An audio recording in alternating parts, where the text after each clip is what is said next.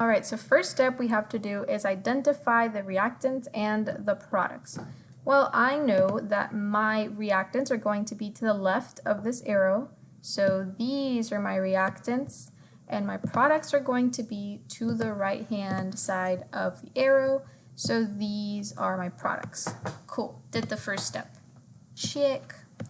Write down how many atoms there are of each element for both reactants and products. So I have to go here and count all my atoms.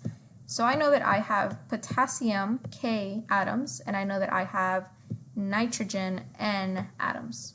I also have potassium ions on this side and nitrogen atoms on this side. So now I have to look at the subscripts to tell me how many atoms there are of each. On the reactant side, I have 3 potassium atoms, and I have 1 nitrogen atom. I know that this is 1 because if there is no number after an element, assume it is 1. So I have 1 nitrogen atom. On my product side, I have 1 potassium atom, and I have 2 nitrogen atoms. Cool. All right, so I did number 2. I assumed it was 1 when there was no number. Great. So now I have to determine if this equation is balanced. I know that it is balanced if all atoms have the same number, same number of atoms on the reactant and product side.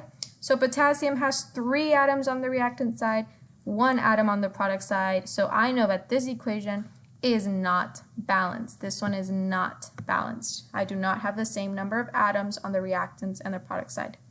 So if the equation is not balanced, I have to use coefficients to balance all atoms. Coefficients are numbers that you put at the front of every compound or element in your chemical formula. So a coefficient would go here, a coefficient could go here, and a coefficient could go here. All right, so this is the part of the game where you are going to do kind of like a trial and error and see what works. So I have 3 potassium atoms here, but I have 1 here. So what happens if I multiply this one by 3?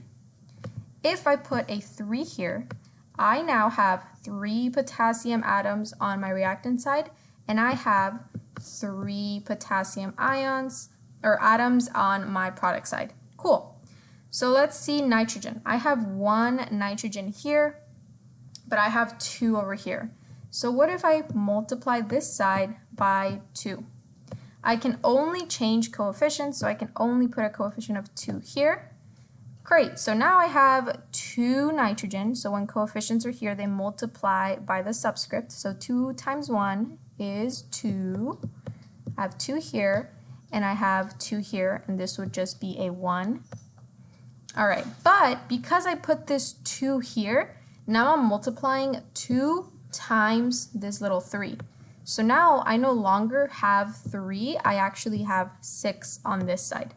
And that means that what I did here initially, now I have to change it. So instead of saying 3 potassium ions, I now need 6. So I need to cancel this one out and put 6. So I need to cancel this out, and now I actually have 6. So I used my coefficients. I only changed the coefficients. You will never ever change the little numbers, the little subscripts, only coefficients, numbers in the front. And now I have to, check that, recheck that all of my atoms are equal on both sides of my equation. So if I have a 2 coefficient in front here, I have 6 potassium atoms and 2 nitrogen atoms. I have 6 and I got 2, okay? Over on my product side, I have 6 potassium atoms and I have 2 nitrogen atoms. So potassiums both on the reactant and product side each have 6. Nitrogen both on the reactant and product side each have 2. I have balanced my equation. So my coefficients were 2, 6, and 1.